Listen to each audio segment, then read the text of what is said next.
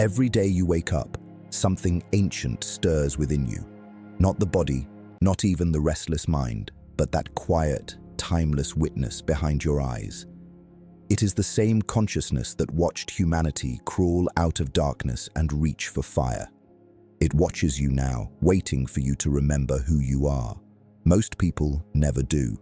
They live inside patterns like cages, chasing validation, obeying invisible scripts, wearing masks they've forgotten are masks. They don't think, they react. They don't grow, they repeat. But somewhere deep inside, you feel it, the pull of awareness, the whisper of the soul that says, there is more. Carl Jung said, until you make the unconscious conscious, it will direct your life, and you will call it fate. So understand this, the true classroom is not outside you, but within. The lessons are not in textbooks, but in the mirrors of your own fears, dreams, and contradictions. If you wish to stay ahead of 99% of people, then learn what they refuse to face, the truth of their own psyche. Educate yourself every single day, not for applause, but for awakening. Comment below, I awaken to what others avoid. Number 2, the mirror of shadows. Every human being carries a mirror that never lies, a mirror made not of glass, but of darkness. It reflects everything we try to hide, the envy, the anger, the fear, the secret hunger for power, love, and meaning. This mirror is what Jung called the shadow, the unseen half of the soul that waits patiently for acknowledgement. Most people run from it. They bury it beneath smiles, distractions, and social masks, pretending to be only light. But here's the paradox. The more you deny your darkness, the more control it gains over you. Every judgment, every overreaction, every unexplained fear, that's the shadow speaking through disguise. To educate yourself each day means to study this mirror with courage, to look into it and say, yes, that is also me. When you do, something miraculous happens. The monster becomes a teacher, the pain becomes language, the hidden becomes power. Jung said, one does not become enlightened by imagining figures of light, but by making the darkness conscious. When you meet your shadow, you meet your potential. You begin to see that the very traits you condemn, aggression, selfishness, doubt, can be transmuted into strength, clarity, and drive. You stop trying to be perfect, and instead, you become whole. Each day, observe your emotions without judgment. Ask, what is this teaching me about myself? That's real education. That's self-mastery. Most will keep running from their mirror, forever haunted by their reflection. But not you. You walk toward it, calm, curious, unflinching, because you know the treasure is buried in the dark. Comment this phrase below if you feel it in your bones. My shadow is my source of power. Number 3, the fire of transformation.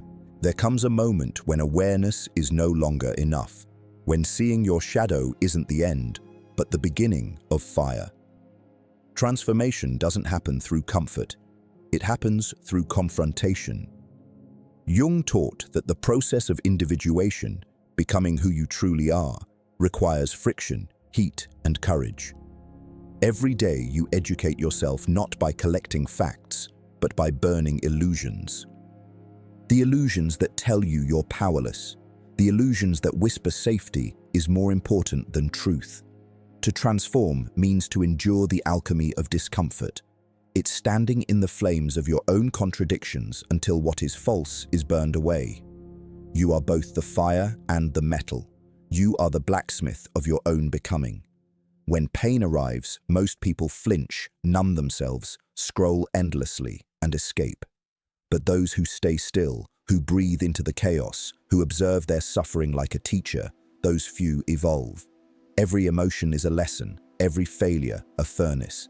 Don't fear the burning. That heat is shaping you into someone real, someone awake. The phoenix isn't reborn because it wishes to be pretty. It rises because it accepts annihilation as part of its path. So let the fire teach you. Let it carve away what is dead within you. Let it illuminate the dark corridors of the soul where your potential has been sleeping. This is how you stay ahead, not by running faster, but by burning cleaner. Transformation is not an event. It's a discipline, practiced daily through awareness, honesty, and surrender. Educate yourself through your own ashes. Comment below if you understand the power of rebirth. I burn to become whole. Number 4. The language of symbols. The universe speaks, but not in the language of logic. It speaks through symbols, the language of the soul. Jung called symbols the living bridge between the conscious and the unconscious, the visible and the invisible. Every dream, every coincidence, every strange attraction or sudden fear, they are not accidents. They are messages written in code, trying to guide you toward wholeness. The world outside mirrors the world within. A broken clock, a recurring number, a forgotten childhood song that suddenly appears. These are not random. They are the psyche's way of whispering, "Look closer." To educate yourself every day means to learn this secret alphabet, to become fluent in the mysterious grammar of your own life. Most people dismiss these moments because they are obsessed with rational explanations. But you must become both scientist and mystic. When you begin to see symbolically, life transforms. A storm isn't just weather, it's your inner conflict made visible. A key isn't just metal, it's the archetype of liberation, waiting for you to unlock something within. When you start reading your life this way, even pain gains meaning. Jung said, "Who looks outside dreams, who looks inside awakes." The symbolic world is where those two dimensions meet. The hero's journey you've read about in myths is not fiction. It's your personal roadmap to transformation. The dragon represents your fear. The treasure represents your soul. Every time you face the monster within, you win a piece of gold from your own unconscious. This is not superstition. It's psychological truth wrapped in poetry. So, keep a dream journal. Observe the patterns that chase you through memory and emotion. Ask yourself, not, "Why is this happening to me?" but "What is this trying to teach me?" The moment you live symbolically, the mundane becomes magical, the random becomes meaningful, and your path begins to unfold with quiet precision. You start to see that your soul is the author, writing lessons in imagery and fate.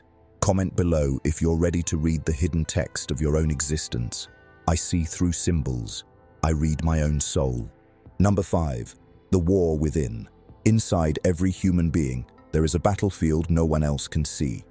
The clash between what you show the world and what you hide from it. Between who you think you are and who you might become. Jung understood this conflict as the war between the ego and the self, the conscious identity versus the totality of your being. Most people live as prisoners of the ego, defending a fragile story about themselves, terrified of contradiction. But the self, that deeper, eternal center, doesn't care about comfort or approval. It demands growth. It drags you into conflict to awaken you. Every inner struggle, every emotional storm, is the psyche's way of demanding integration. This war is not a curse, it is initiation. The pain you feel is the tension of opposites, the masculine and feminine, order and chaos, logic and instinct, tearing at each other inside you, begging to be reconciled. Jung called this tension the crucible of transformation. When you accept that the war will never fully end, you begin to fight differently. You stop trying to destroy one side and instead learn to balance both. The warrior of the inner world doesn't seek victory. They seek understanding. Every emotion, even rage or envy, carries a spark of energy that can be redirected. You do not conquer the shadow by suppression. You transform it through consciousness. Think of yourself as both the sword and the hand that wields it, both the wound and the healer. The world outside mirrors this same struggle. Nations at war, people divided, systems collapsing. They are projections of the collective psyche still trapped in denial. If you want to change the world, start by negotiating peace within. The only revolution that matters begins in the silence of your own mind. Each day, study your reactions like a soldier studies terrain. Notice what triggers you, what weakens you, what strengthens you. Use awareness as your armor and honesty as your weapon. The battlefield will never disappear, but mastery means you move through it with grace, not panic. To educate yourself daily is to train for this invisible war, to meet each moment as both student and warrior. Comment below if you felt the inner battle and still stand tall. I am both chaos and command. Number 6. The alchemy of solitude. Solitude is not emptiness, it is the crucible of becoming. In silence, the soul reveals its secret architecture. Yet, in our world of endless noise, people fear being alone because they've never met themselves. Jung said that loneliness does not come from having no people around you, but from being unable to communicate what matters most to you. Solitude is the cure for that, the sacred space where the false layers burn away and the real self begins to emerge. To educate yourself every day is not merely to gather external knowledge, but to enter that inner monastery where wisdom whispers. The ego hates solitude because it thrives on distraction. It fears stillness, for stillness exposes its illusions. But the soul loves silence. Silence is its native language. When you begin to sit alone, without the digital sedatives or the emotional noise of others, you start to notice patterns, not in the world, but in your own mind. The restless thoughts, the hidden fears, the forgotten dreams. They rise like ghosts asking for acknowledgement. This is the alchemy of solitude, turning loneliness into insight, silence into strength, separation into connection with something vast and eternal. It's in this quiet that the fragments of your being start to arrange themselves into harmony. Solitude is where the shadow begins to speak, not to haunt you, but to teach you. It tells you what you've ignored, what you've suppressed, and what you truly desire beyond the masks. Most people avoid this process because it feels like dying, and in a sense it is. The false self dissolves in the silence. The persona, that social mask you've worn so long, starts to crack, and behind it, the real face of the self slowly emerges. It's not always beautiful. Sometimes it's raw, scarred, ancient, but it's yours. Jung believed that the soul seeks meaning more than it seeks happiness, and solitude is where meaning grows roots. Every great idea, every work of art, every revolution of the spirit has been born in solitude. When you step away from the crowd, you hear the quiet pulse of your destiny. You begin to live symbolically again. Each thought, each breath, each dream carries significance. So do not run from being alone. Treat it as your sacred apprenticeship. Let the stillness refine you, the quiet sculpt you, the emptiness feed you. This is how consciousness matures. This is how power is cultivated in the invisible. Each day, step into silence for a few moments and listen, truly listen. You'll find that you are not alone. You are surrounded by the ancient intelligence of your own being. Comment below if you've begun this journey. I am reborn in silence. Number 7. The call of the archetype. Deep within the collective unconscious, that vast ocean of shared human memory, live the archetypes, ancient patterns of energy, the timeless blueprints of existence. They are not ideas, they are living forces that move through every culture, every story, every dream. The hero, the sage, the lover, the trickster, the creator, the destroyer. These are not just myths, they are the invisible bones of the psyche. Jung said that when an archetype awakens within you, it feels like being possessed by something larger than yourself. You feel pulled toward a destiny you can't quite name, a mysterious energy that demands expression. To educate yourself every day is to recognize which archetype is calling you and to consciously embody its lesson instead of being unconsciously ruled by it. Most people drift through life as puppets of these archetypes, unaware that the scripts they live, the savior complex, the victim story, the endless pursuit of validation, are just old myths replaying themselves through modern bodies. But the awakened individual learns to dialogue with these inner gods, to let them teach without taking the throne. When the hero archetype calls, it doesn't ask for glory, it asks for courage. It drags you into chaos so you can forge meaning through struggle. When the sage whispers, it invites you to see beyond illusion, to detach from the noise and discover truth. The lover teaches vulnerability and connection. The trickster teaches flexibility and laughter in the face of rigid control. The destroyer, feared by many, is the one that clears the ground for rebirth. Every archetype has its light and its shadow. To live consciously is to integrate both, to know that creation and destruction, love and loss, birth and death are all faces of the same cosmic rhythm. When you ignore the archetypes, life forces them upon you as crisis. But when you listen, life becomes symbolic, purposeful, alive. Every movie, every myth, every nightmare you've ever had is your psyche rehearsing these patterns. You are not inventing your life, you are remembering it.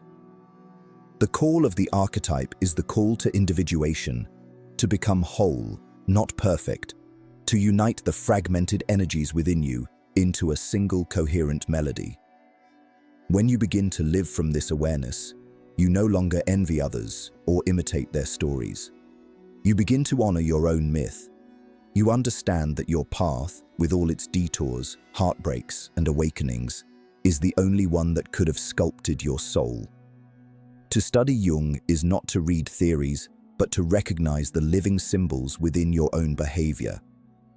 Notice who you become in love, in anger, in ambition, in despair. Those are your inner archetypes taking shape. The more conscious you become of them, the freer you are to choose. You are not the role, you are the actor, learning to play it with mastery.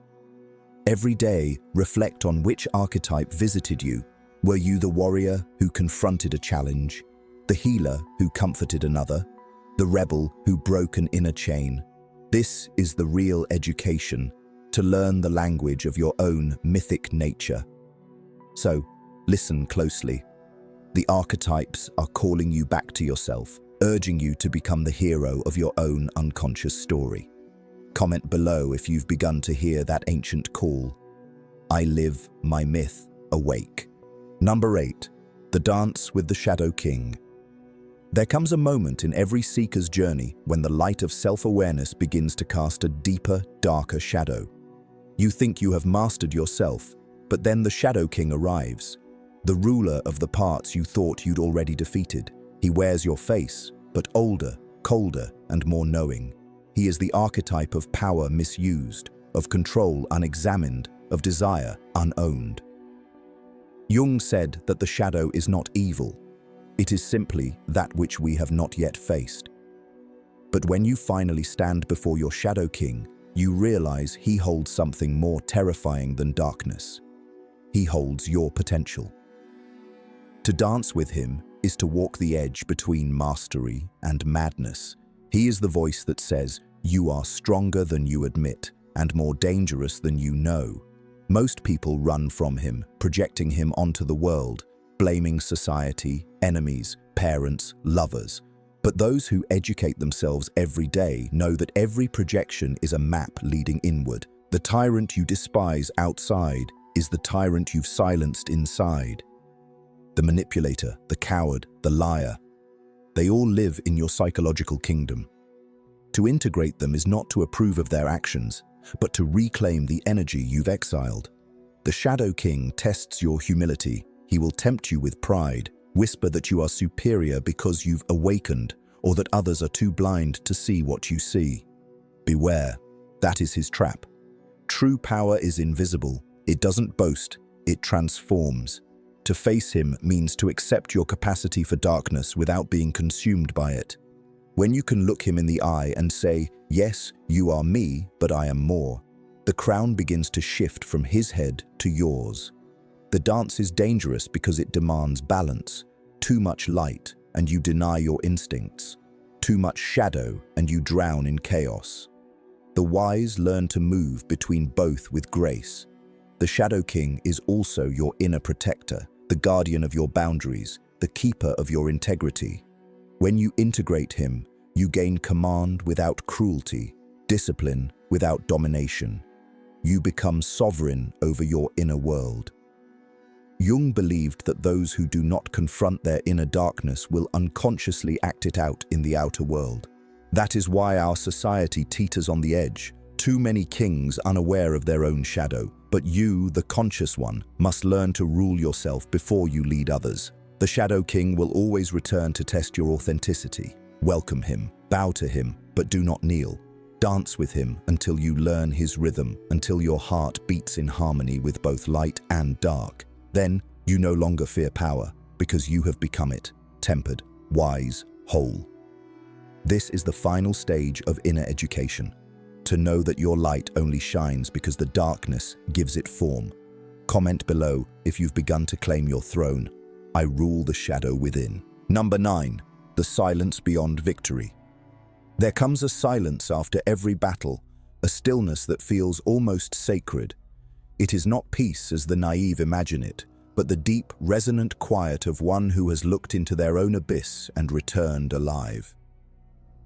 The silence beyond victory is not empty. It hums with understanding. After the struggle with the Shadow King, after the storms of transformation and solitude, something within you settles into alignment.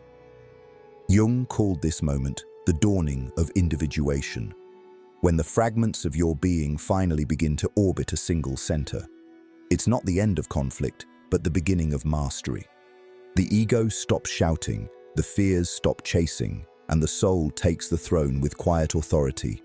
This silence is not an escape from the world, it's a return to it, but with new eyes. The same streets, the same faces, the same routines, yet everything feels different. You no longer seek approval because you've met your own truth.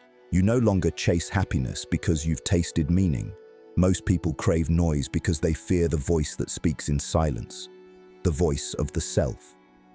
But you, through daily education and conscious awareness, have learned to listen.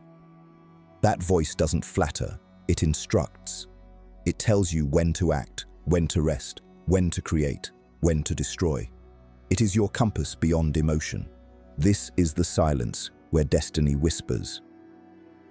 Jung said, "The privilege of a lifetime is to become who you truly are." In the quiet aftermath of inner war, you begin to understand what that means. You realize that life is not about perfection, but participation, to live as an evolving symbol of the infinite unfolding through you. The silence is not passive, it's charged with power. It is the sword sheathed, the storm contained, the knowing smile of one who no longer needs to prove anything. You watch others fight the same battles you once did, with fear, denial, projection, and instead of judgment, you feel compassion. You know the price of awakening. You know the pain of growing beyond the familiar. The silence becomes your teacher now. It tells you that wisdom doesn't shout, it radiates. It tells you that strength doesn't dominate, it steadies. This silence is the field where the opposites you once struggled with begin to dance together. Light and dark, chaos and order, masculine and feminine, no longer in conflict, but in conversation. You are both student and master, both seeker and sage. You begin to sense that every ending is only another threshold, every victory just another initiation. The silence beyond victory is not retirement from the world, but readiness to serve it from a deeper place. It is the calm of one who can walk through storms without losing their center. This is what daily education leads to, not more knowledge, but deeper presence. You have learned to listen to life itself. Comment below if you felt this stillness after transformation. I am silence shaped by fire. Number 10. The eternal return. The journey never ends. Enlightenment is not a destination. It is a spiral, forever folding back upon itself. Jung understood this eternal return, the endless rhythm of death and rebirth that moves through every psyche, every civilization, every heartbeat. You rise, you fall, you learn, you forget, and then you begin again, but each time a little deeper, a little truer. The self is not a fixed point of arrival. It is a living process, a continual awakening. To educate yourself every day means to surrender to this movement, to greet each dawn as both student and teacher. The moment you think you've arrived, the psyche throws another riddle at your feet, another dream, another challenge, another mirror. The unconscious never sleeps. It watches, patiently sculpting you through repetition and revelation. Do not fear the cycles. The sun must die each evening to rise again. The snake must shed its skin to remain alive. You too must keep shedding the outdated selves that once protected you. The eternal return is not punishment, it is renewal. Every fall from grace is a descent into greater wisdom. Every mistake is a symbol in disguise. When you learn to see recurrence as refinement, not failure, you free yourself from despair. You begin to live as the alchemist does, transforming each repetition into gold. The secret is to remain awake through it all, to never drift back into the mechanical sleep of conformity. This is how you stay ahead of 99% of people, not through arrogance, but through awareness. You evolve while others repeat unconsciously. Each day, you choose rebirth. Each night, you integrate what the day revealed. The eternal return is the rhythm of the awakened soul, not a circle of imprisonment, but a spiral of infinite ascent. Comment below if you walk this path knowingly. I rise, I fall, I return awake. And if these words have stirred something ancient within you, the memory of who you've always been, then honor that spark. Like this video, subscribe to The Shadow Self and turn on notifications. The journey continues, and so do you. The real education never ends. It only deepens, quietly, eternally, within.